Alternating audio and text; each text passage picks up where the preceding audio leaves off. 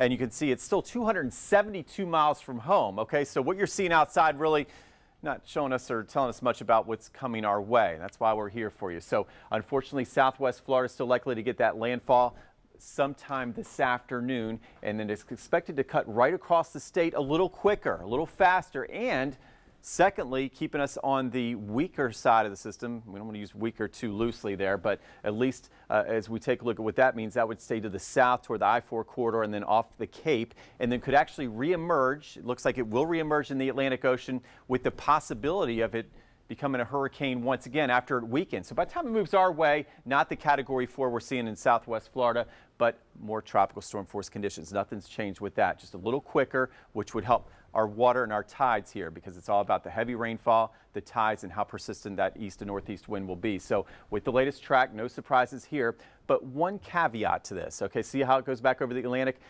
It's expected to possibly become a hurricane again before it heads to the Carolinas, to areas like maybe Hilton Head or Charleston. And as a result, yes, the Hurricane Center issuing a hurricane watch. That just means we're just going to watch the track carefully, a very low risk of hurricane conditions here. In fact, we're not even expecting tropical storm force winds here, just gusts. So as it moves over the ocean heading up to the Carolinas, issued a watch for all of our coastal counties just in case. But where the hurricane warnings in effect would be the areas that would be hardest hit. The hurricane warnings would be Volusia County, Daytona, southward toward the Cape. So that's the change there. For us, no change to the forecast. So again, we're continuing to watch deteriorating conditions this afternoon. Yes, we have hurricane watches along the coast, but we are not expecting hurricane conditions, nor are we expecting bridge closures, as we see most of the winds stay in that 45 to 60 mile per hour range, and still expecting the rain and the water. 6 to 14 inches of rain on the way. We'll time that out, and those all important high tides over the next couple of days, where you could see the most significant flooding county by county. Thanks for that. Mike mentioned a hurricane watch. St. Johns County is one of the places under that watch. So that's where we find meteorologist Lewis Turner. He is anchoring there in St. Augustine. So Lou, how have the conditions changed since this morning? Definitely looks a lot rainier, a lot windier. Well, yeah, exactly it. A lot rainier, a lot windier.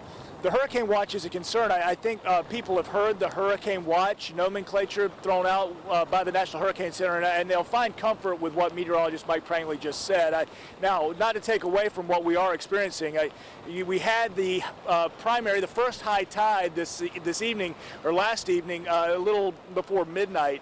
So you had that high tide, then another around 11 o'clock, a little before lunchtime, a little before this broadcast, in fact. But what you'll notice here, this is the Matanzas River, the inlet feeding into the river downtown St. Augustine, and we are currently in an outgoing tide, but with the wind coming in the direction that it is, feeding in from the ocean into the inland river, you've got those forces pushing up against an attempt at an outgoing tide, which will make it interesting for seawalls, for inundation of water, downtown businesses and homes. St. Augustine, as we get up and approach our next high tide, and when conditions are worse tonight around midnight, that would apply to downtown Jacksonville, and approximately that same time for downtown St. Augustine. Now, one thing you will notice as you look, so many boats have been taken out of the water, or they're at least up on the lifts. We saw video out of Doctors Lake on the Clay County side of things today. Boats still low to the water on lifts. Now, we spoke to Rusty Gardner. He is with Jacksonville Marine, concerned about that because some of these boats, especially where there could be a surge inland, could end up in some folks' backyards. Looking around the lake, there's a lot of boats that are actually setting on their lifts, and they're a little lower to the water than probably they should be. One thing you can do to protect your investment is take some lines, tie it up to the dock, and that way if it floats off of the lift, you're still protected.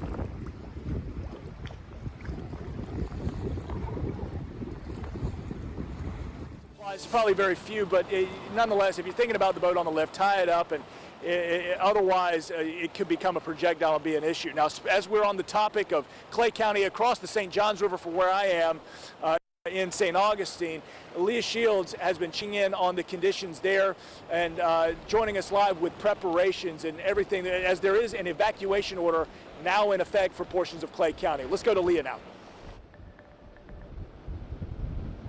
Yes, that evacuation order has been in effect since noon, so just for a few minutes now. Hopefully by now you've tied everything up. You can see this wind just whipping my hair around, but more importantly so, it has been churning up the river. We are in a very important space because this is Knight's boat ramp, where we kind of get to see the confluence between the St. Johns River and Black Creek, which locals tell me this will be an area that they expect to flood. Even during Irma, they saw waters waist high while they were standing up about where I am now. A stressed crowd lined the Middleburg sandbag site. Elliot Donorama is there by himself, hoping these bags will be enough to keep water out of his mom's home. I'm just trying to get what I can and cover up some stuff so it won't come in where it came in last time, and hope for the best. And good luck to everybody. His 88-year-old mother lives by Black Creek, known for flooding, especially during Irma. Scars from that last storm show across Clay County. Now, how long did it take for you guys to recover? Oh gosh, honestly, the truth, we haven't yet.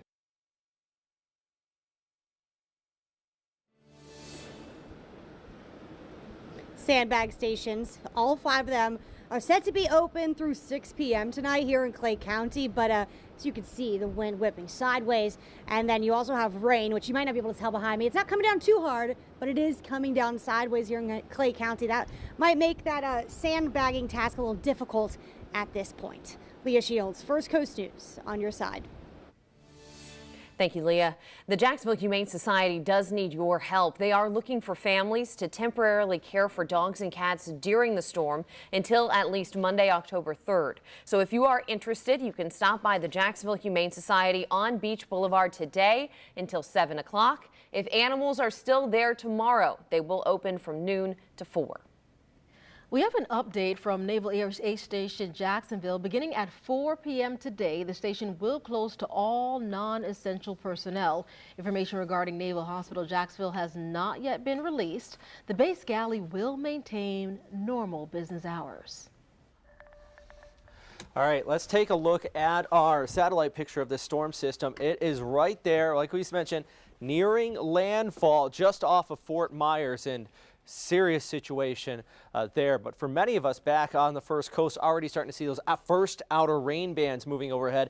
This is in downtown Jacksonville. We hear it on our roof here. A little bit heavier further towards the south, though, coming across parts of Ponte Vedra, down towards the Space Coast. Getting some of those thicker bands. Those are the ones that could have that tornadic threat. And in fact, along I-4, a tornado watch has been issued. But this is the other thing. We have the rain. We also have the winds already starting to pick up. This is right as we expected. Well ahead of the storm, we were going to see those northeasterly winds as that front comes in from the north, squishing and tightening up that pressure gradient. Look at this in Jacksonville at the airport. 40-mile-per-hour wind gusts reported there. Now here's the max flood time. So we have the wind, we have the rain, which is going to start now and last through the day and tomorrow. Maxing out Jacks Beach 11:30, Main Street Bridge 1:30 a.m., Bucknam 3:35 a.m. These are the times we have the max high tides. So you could be looking at that flooding in some of those low-lying areas.